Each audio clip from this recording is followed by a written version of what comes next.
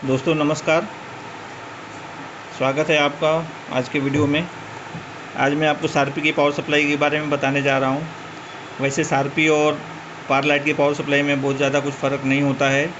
बहुत सी power supply तो same जैसी पार की पावर सप्लाई आती है वैसी ही आती है।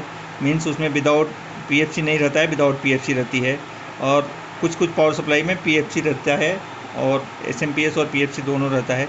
तो पीएफसी भी एसएमपीएस का ही भाग है, लेकिन वो क्यों लगता है, पीएफसी सर्किट क्यों लगाया जाता है शार्पी में, वो आपको बता दूंगा थोड़ा सा। और इसमें मेन फ़र्क यही रहता है कि जो पीएफसी वोल्टेज है वो 380 वगैरह जब बूस्ट करना रहता है तो पीएफसी सर्किट बनाते हैं। दूसरा ऐसा रहता है कि जब एसएमपीएस में पावर सप्लाई वगैरह थोड़ी सी लो आती है और डायरेक्ट कंडेंसर से सप्लाई आपकी रहती है तो वो करंट का भी प्रॉब्लम आता है और सप्लाई भी फ्लक्चुएशन वगैरह हो सकता है। इसलिए वो पीएफसी का यूज़ किया जाता है स्टेबल सप्लाई के लिए। मिला जुला के कहें हम तो स्टेबल सप्लाई के लिए पीएफसी का यूज़ होता है। शार्पी में भी कोई सप्लाई आती है 27 वोल्ट विदाउट पीएफसी, वो सिंपल सप्लाई रहती है। केवल पावर लाइट की जो सप्लाई रहती है वैसी ही रहती है, 27 वोल्ट की सप्लाई रहती है, उसमें पीएफसी नहीं रहता है। और इसमें पीएफसी बहुत से सप्लाई में पीएफसी रहता है। और जब पीएफसी में प्रॉब्लम आता है तो आपकी सप्लाई पूरी तरह से बंद हो जाती है कभी कभी।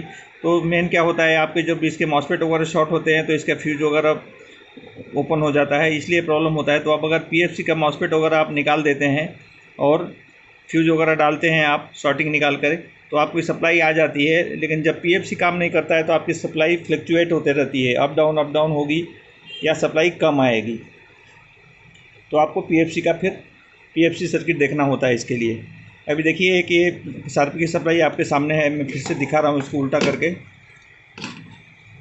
ये सप्लाई में देखिए क्या किया है, इसका पीएफसी कैसे आप पहचाने वो भी मैं बता रहा हूँ। इसमें देखिए पीएफसी के लिए एसएमपीएस ट्रांसफार्मर न लेके कॉइल यूज़ किया हुआ है। यहाँ ये पीएफसी कॉइल है और ये एसएमपीएस ट्रांसफार्मर है। तो ये भी शार्पी की सप्लाई है, ओल्ड टाइप की सप्लाई है। और इसकी आईसी अवेलेबल नहीं है, अवेलेबल हो जाएगी लेकिन वो बहुत ज़्यादा क्वांटिटी में लेना पड़ेगा। लेकिन ये पावर सप्लाई अब ज़्यादा यूज़ नहीं हो रही है, इसलिए इतनी आईसी लेकर के हम क्या करेंगे। और इसलिए आईसी का ये प्रॉब्लम आ रहा है कि मार्केट में रिटेल में ये आईसी नहीं मिल पा रही है। ये आईसी का नंबर है L6599D।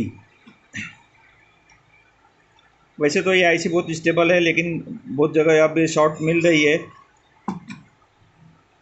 क्योंकि ज़्यादा करके शार्पी वगैरह ये सब जनरेटर पे ही चलते हैं। जनरेटर में अगर कुछ प्रॉब्लम होता है, फ्लक्चुएशन होता है, तो ये प्रॉब्लम आ जाता है। तो इसका सर्किट कुछ अलग टाइप से बनाया है। इसके एसएमपीएस सर्किट में 2 मॉसफेट यूज़ किए हैं, जबकि हम बहुत बार देखते हैं कि पीएफसी सर्किट में 2 मॉसफेट यूज़ किए हैं। ये देखिए 2 मॉसफेट हैं जो एसएमपीएस सर्किट में यूज़ किए हैं। इससे क्या होता है, करंट बढ़ जाता है और स्टेबिलिटी आती है। फ्लक्चुएशन में भी जल्दी फेल नहीं होते हैं, लेकिन फेल होते ही है, ऐसा नहीं कि फेल नहीं होते हैं, लेकिन कम होते हैं। उसके बाद इसके पीएफसी में देखेंगे आप, तो पीएफसी में देखिए एक ये डायोड लगा हुआ है और दूसरा देखिए एक यहाँ पे मॉसफेट लगा हुआ है। मेटल मॉसफेट है, 20N60 नंबर है। एक ही मॉसफेट यूज़ किया है पीएफसी में, लेकिन ये हाई एम्पियर का यूज़ किया है, 20 एम्पियर का मॉसफेट है। और यहाँ पे एक देखिए पीएफसी के सप्लाई के लिए एक अलग सर्किट बनाया है। यहाँ एक मॉसफेट यूज़ किया है, 2 एम्पियर का है, 2N60, 2 एम्पियर 600 वोल्टेज। और ये रेजिस्टेंस से डायरेक्ट प्लस से सप्लाई ले करके इस मॉसफेट पे डाल दे करके और रेगुलेट करके ये पीएफसी आईसी को स्टार्ट के लिए वोल्टेज दिया है। ये सर्किट में थोड़ा सा ये चेंजेज है। ये आईसी जब शॉर्ट होती है तो हम इसको कैसे पहचानें।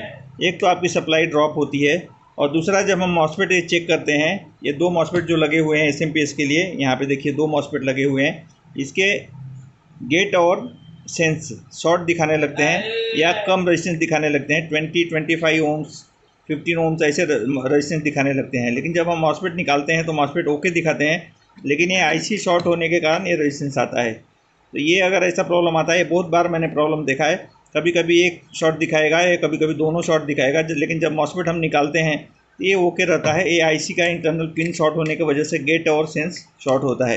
ये प्रॉब्लम बहुत बार आता है। इस तरह से आप आईसी को आइडेंटिफाई कर सकते हैं कि आईसी ख़राब है या ओके है। और बाकी सब इसमें सर्किट वैसे ही है। देखिए डायोड 2 यूज़ किए हैं इसमें भी, यहाँ देखिए एक डायोड यूज़ किया है और एक डायोड यहाँ पे यूज़ किया है पीछे। और जो 36 वोल्ट का सप्लाई है उसमें 2 डायोड यूज़ किए हैं, 1 और 2। और 12 वोल्ट में एक ही डायोड यूज़ किया है। इसका करंट के लिए, लोड के लिए 2 डायोड डाल दिया है। तो क्या होता है, इससे एम्पियर बढ़ जाता है। और बहुत लोग पूछते हैं शार्पी की पावर सप्लाई रिपेयरिंग। तो अगर आप पावर लाइट की पावर सप्लाई रिपेयर कर रहे हैं तो आप कोई भी पावर सप्लाई थोड़ा सा सेंस लगाएंगे तो आप कर सकते हैं आराम से, कोई प्रॉब्लम नहीं रहता है। थोड़ा सा आपको पार्ट्स का नॉलेज है हो और मीटर वगैरह यूज़ करना आपको आता है, लगन है आपको, तो आप ये रिपेयर कर सकते हैं। मैंने तो छोटे छोटे शॉर्ट्स में 2 सप्लाई के बारे में, इसके बारे में बताया है। इस पर अगर आपका लो वोल्टेज आ रहा है तो क्या प्रॉब्लम हो सकता है। कंडेंसर ख़राब होने की स्थिति में वोल्टेज लो होता है, बाकी ऐसे दूसरा कोई प्रॉब्लम बहुत कम आता है। और हाई वोल्टेज पीएफसी फेल होने के कारण आता है। जब ऑसिलेशन बढ़ जाता है तो आपका पीएफसी वोल्टेज बढ़ जाता है और कंडेंसर कभी कभी गर्म होने लगता है, जब उसके ऊपर इसका जो वर्किंग वोल्टेज रहता है उसके ऊपर वोल्टेज जाता है। इसका वर्किंग वोल्टेज जनरली आप देखेंगे तो 450 वोल्टेज 500 वोल्टेज के आसपास रहता है। ये कैपेसिटर इसमें डाला है, इसका वर्किंग वोल्टेज देखिए कितना है, 450 वोल्ट। अगर 450 के ऊपर सप्लाई आएगी तो कंडेंसर हीट होगा और ज़्यादा देर चालू रखने से कंडेंसर फट जाता है। तो आप इस स्थिति में ज़्यादा देर चालू नहीं रखें और सप्लाई, आप पीएफसी सर्किट चेक करें। पीएफसी का सर्किट देखिए, इसमें फिर बता देता हूँ। ये मॉसफेट है, ये मॉसफेट है, ये आईसी है आपकी, और एक डायोड यूज किया हुआ है यहाँ पे 2 लेग का। और ये आपका स्टार्ट के लिए वोल्टेज है। ये मॉसफेट शॉर्ट होने से भी सप्लाई ज़्यादा आ जाएगी आपके आईसी पे, तो आपकी आईसी ख़राब हो जाती है ज़्यादा करके, इसके वजह से, मॉसफेट की वजह से। ये 2N60 मॉसफेट है, छोटे साइज़ में है। ये देखिए, दिखा देता हूँ मैं, 2N60। तो अगर आपको शार्पी की पावर सप्लाई रिपेयर करना है, सीखना है, तो आइए इंदौर। 24 जुलाई से स्टार्ट हो रहा है बैच। ऑफलाइन बैच तो मेंबर जमा हो जाएंगे तो हो जाएगा। मैंने नाम नोट करके रखे हैं, जिसने जिसने रिक्वेस्ट किया है।